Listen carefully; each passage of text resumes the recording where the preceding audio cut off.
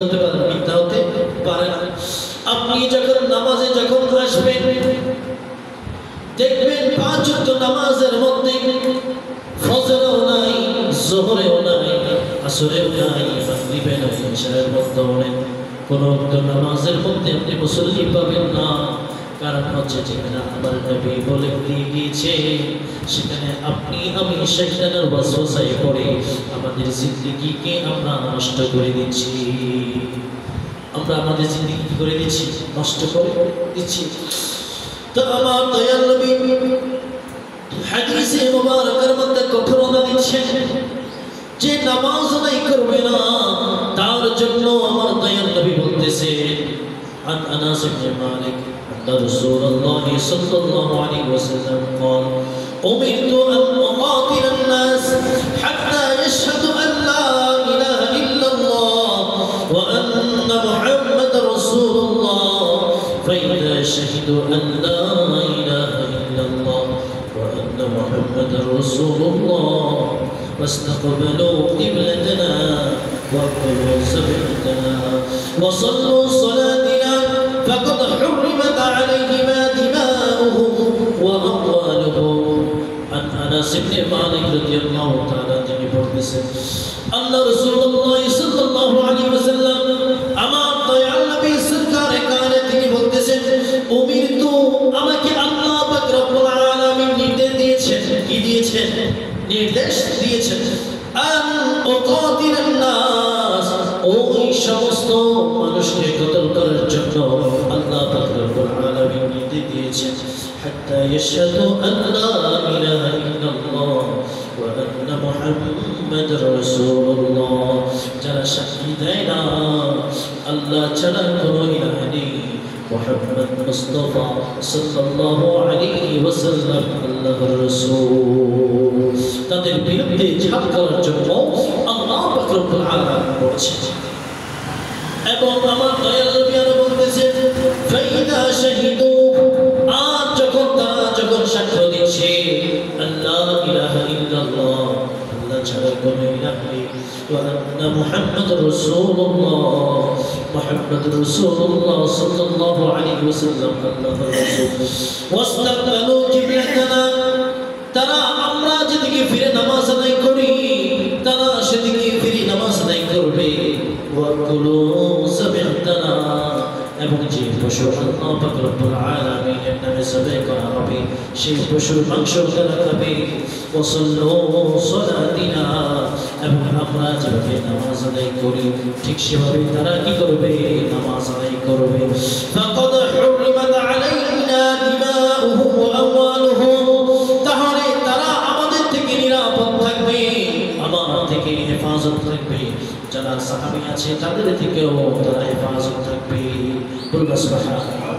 তো আমার দয়াল নবী বলতেছেন যারা কালিমা পড়বে, যারা আমার নবীর প্রতি ঈমান আনবে তাদের জন্য আল্লাহ পাক রব্বুল আলামিন আমাদের জন্য কি দিয়েছেন? প্রায়োরিটি দিয়েছেন। বলবা সুবহানাল্লাহ।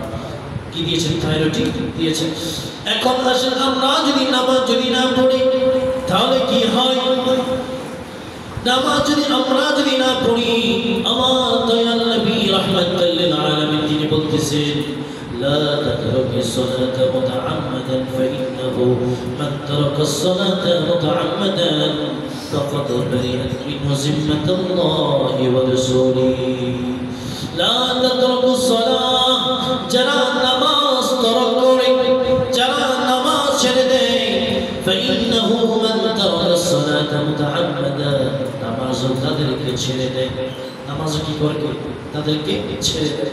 ফাকাদ বারিআত মিনহু জিম্মাতুল্লাহি ওয়া রাসূলিহি, এবং তারা আল্লাহ এবং তার রাসূলের জিম্মা থেকে তারা অপসর হয়ে যায়, তারা আল্লাহ এবং তার রাসূলের জিম্মা থেকে কি হয়ে যায়?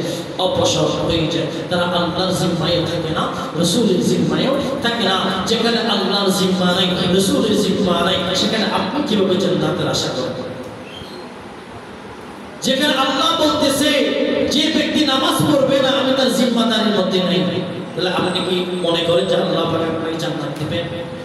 যেখানে আমার নবী জিম্মাদারির মধ্যে নাই, তা আপনি কি মনে করেন সেই নবী আমাদের জন্য সুপারিশ করবে? করবে না। কারণ আমার দয়াল নবী বলতেছেন, বান্দারে শত কষ্ট হলো, তোমরা কি করো? নামাজ আদায় করো। নামাজ কি করো? আদায় করো।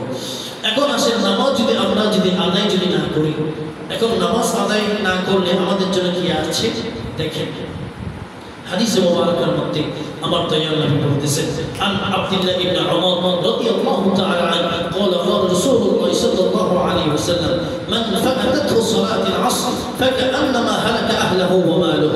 عن عبد الله بن عمر رضي الله تعالى তিনি বর্ণনা করতেছেন, আমার দয়াল নবী সরকারে কায়নাত তিনি ইরশাদ করতেছেন, فاتته صلاة العصر, যে ব্যক্তি আসরের নামাজ ছেড়ে দিল, ফাউত করলো, যে ব্যক্তি আসরের নামাজ পড়লো না, ফাকান্নামা হালাকা আহলাহু, সে আমার আহাল থেকে ত্যাগ হয়ে গেল, ওয়া মালুহু, এবং সে যত মাল আছে, যত সম্পদ আছে, সমস্ত সম্পদ, সমস্ত মাল থেকে সে রহমত থেকে বহিষ্কার হয়ে গেল।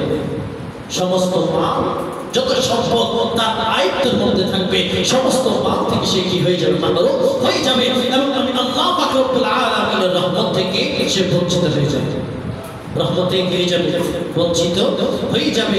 এখন যদি রহমত থেকে আপনি বঞ্চিত হয়ে যান, এখন আপনি শত কান্না, শত রাতে যদি কান্নাও করেন, ইবাদত বন্দেগীও যদি করেন, আল্লাহ পাক রব্বুল আলামিন যে তওবা যদি কবুল না করে, ততদিন পর্যন্ত আপনি রহমত পাবেন না। যেখানে আমার নবীর দয়া থাকবে না, সেখানে জান্নাতের আশাও করা যাবে না। 2 নম্বর, আমরা যদি নামাজ আদায় না করি, তাহলে আমার দয়াল নবী ইরশাদ করতেছেন, মান তারাকা সালাত, যে নামাজ তরক করলো, লা নূরা ওয়ালা দিয়াগি ফি ওয়াজহি, তার জন্য তার চেহারার যে নূর রয়েছে, তার চেহারার যে আলো রয়েছে, সেই আলো, সেই নূরকে আল্লাহ পাক রব্বুল আলামিন ছিনিয়ে নেবেন। আপনার চেহারার যে উজ্জ্বলতা, যে লাবণ্যতা, আপনি যদি নামাজ আদায় না করেন, তাহলে আল্লাহ পাক রব্বুল আলামিন আপনার জন্য সেই লাবণ্যতা কি করবেন? ছিনিয়ে নেবেন। এরপরে আসেন, আমার দয়াল নবী আরো বলতেছেন যে আমরা যদি নামাজ আদায় না করি, তারকা সালাতু লা ইয়ালিলুল জুজউল আ'মালি সালিহাতিন ফিদ দুনিয়া, আমরা যদি নামাজ তরক করি, তাহলে দুনিয়ার মধ্যে কোন নেক আমল, ভালো আমল করার অন্তর্ভুক্ত ভাগীদার আমরা হতে পারবো না। দুনিয়া জমিনের মধ্যে আমরা কখনো সালেহ বান্দা হতে পারবো না। আমরা সব সময় তাদের অন্তর্ভুক্ত থাকবো যারা কাফের, যারা নাস্তিক, যারা বেদুই, তাদের অন্তর্ভুক্ত আমরা হয়ে যাব। এরপর আমার দয়াল নবী আরো বলতেছেন, বান্দারে শুধুমাত্র কিন্তু তাই নয়, আরো আছে। দেখো, তুমি যদি নামাজ আদায় না করো, মিন দুআইন ইতারকি সালাতি লাম ইয়ানফাহু, যদি নামাজ আদায় না করো, আমি আল্লাহ পাক রব্বুল আলামিনের দরবারে যতই কান্নাকাটি করে দোয়া করো না কেন, আমি আল্লাহ পাক রব্বুল আলামিন তোমার দোয়া কবুল করব না। এরপরে আসেন,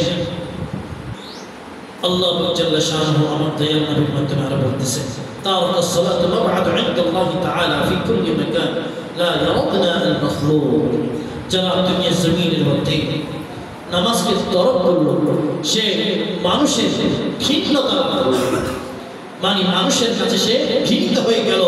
যে নামাজ তরক করলো, সে মাখলুক যত সৃষ্টি আছে সবকিছুর কাছে সে ঘৃণিত হয়ে গেল, সমস্ত কিছুর মধ্যে সে কি ঘৃণতা লাভ করলো। এখন আপনি কি চান আপনাকে সবাই ঘৃণা করুক? আপনি কি চান যে আপনাকে সবাই ঘৃণা করুক? আপনি চান? আমরা কি চাই না, কারণ আমরা চাই সব সময় আল্লাহর প্রিয় বান্দা হয়ে থাকার জন্য। আল্লাহর প্রিয় বান্দা হওয়ার জন্য আমরা সব সময় করে আমরা চাই। এরপরে আমার দয়াল নবী আমাদের জন্য আরো বলতেছেন, ইয়াহরুমু মিনাল ইসলাম ওয়াস সালাম, তুমি যদি নামাজ আদায় না করো, তোমার জন্য এত কিছু নয়, তোমার জন্য একটাই জিনিস বলবো, সেটা ইসলামের মধ্যে যে শান্তি, সেই শান্তি তুমি বিনষ্ট করবে। সেই শান্তি তুমি কি করলাম? বিনষ্ট করে দিলাম। কারণ আমি আল্লাহ পাক রব্বুল আলামিন তোমাকে যে শান্তির পয়গাম দিয়েছি, তোমাকে শান্তির জন্য যে বিষয়টা তোমাকে দিয়েছি, সেই বিষয়টা তুমি যখন ফাউল করে ফেললাম, তুমি তরক করে ফেললাম, আমি আল্লাহ পাক রব্বুল আলামিনের পক্ষ থেকে তোমার জন্য যে শান্তির পয়গাম, সেই শান্তির পয়গাম থেকে তুমি মাহরুম হয়ে গেলে। শান্তির পয়গাম কি দুনিয়া কখনো কি পাবে না। এই যে আমাদের দয়াল নবী আমাদের জন্য যে এত কিছু আমাদের জন্য বলে দিয়ে দিয়েছেন, এত গুরুত্বপূর্ণ বিষয়গুলো আমাদের জন্য বলেছেন, সেগুলো আমাদের রব্বে করিমকে পাওয়ার জন্য, রব্বে করিমের রহমত অর্জন করার জন্য, আমার দয়াল নবী মুস্তাফা এক নজরে পাওয়ার জন্য বললেন সুবহানাল্লাহ। আমরা যদি একটু গভীরভাবে যদি খেয়াল করি যে সাহাবীদের নামাজ, ওনাদের নামাজ কেমন ছিল, তারা শত কষ্ট থাকার পরও তারা কি করেছে, নামাজ আদায় করেছে বললেন সুবহানাল্লাহ। একজন সাহাবী عن المسور ابن مخرمة أنه دخل على عمر بن الخطاب من الليلة التي طعن فيها فأوسط عمر الصلاة والصبح فقال عمر نعم ولا حزن في الإسلام لمن ترك الصلاة فصلى العمر وجرحة يتعب الدماء عن মিসওয়ার ইবনে মখরামা তিনি বলতেছেন, আমি যখন ওমর ইবনে খাত্তাবের ঘরে যখন প্রবেশ করব, মিনাল লাইলা একটি রাতে যখন আমি প্রবেশ করলাম, আল্লাতি আমি দেখলাম তুরিনা ফিহা তার শরীরটা যখন কি হওয়া যখন মানে ওমর ইবনে খাত্তাব রাদিয়াল্লাহু তাআলা শরীরটা রক্তে জর্জরিত হয়ে গেছে। আমি যাওয়ার পরে ওমর ইবনে খাত্তাবকে বললাম, ফাকালা ওমর তুমি কি লিসালাতি সুবহ ফজর নামাজ কি আদায় করবে, ফজর নামাজ কি করবে, আদায় করবে? তিনি বলতেছেন নাম, হ্যাঁ আমি ফজর নামাজ কি করব, আদায় করব। ওয়ালা হাজ্জুন ফিল ইসলাম লিমান তারাকা সালাত, যে ব্যক্তি নামাজ ছেড়ে দিল তার মধ্যে ইসলামের কোনো কি নেই, অংশ এক কথাই শেষ, ইসলামের কি নেই, কোনো অংশ নাই। এখন আপনি যদি নামাজ ছেড়ে দেন, ইসলামের মধ্যে আপনার কি নেই, কোনো প্রায়োরিটি নাই, টোটালি কিভাবে বলবো, যেমন আপনি ঈমান তো এনেছেন ঠিক কিনা, ঈমান আনছেন না, শুধু কি আল্লাহর উপর ঈমান এনেছেন নাকি না আরো অনেক কিছু আছে, আরো অনেক কিছু আছে। যেমন দেখেন আমানতু বিল্লাহি ওয়া মালাইকাতিহি ওয়া কুতুবিহি ওয়া রাসূলিহি ওয়াল ইয়াউমিল আখির ওয়াল কদরি খাইরিহি ওয়া শাররিহি মিনাল্লাহি তাআলা ওয়াল বা'থি বা'দা মাউত। এই ঈমানের যে স্তরগুলো রয়েছে, প্রত্যেকটা স্তরকে বিলীন করার নামই হচ্ছে ঈমান। বলুন সুবহানাল্লাহ। এখন আপনি রাসূলকে মানলেন, ওনার কিতাবকে মানলেন না, তাহলে আপনাদের ঈমান নাই, আপনার কি নাই, ঈমান নাই। যে কোরআন আল্লাহ পাক রব্বুল আলামিন উম্মতে মুহাম্মাদীদের জন্য দিয়েছেন, সেই কোরআনে আল্লাহ পাক রব্বুল আলামিন অসংখ্যবার নামাজ আদায় করার জন্য বলেছেন, ঠিক কি না? অসংখ্যবার কি বলেছেন, নামাজ আদায় করার জন্য বলেছেন।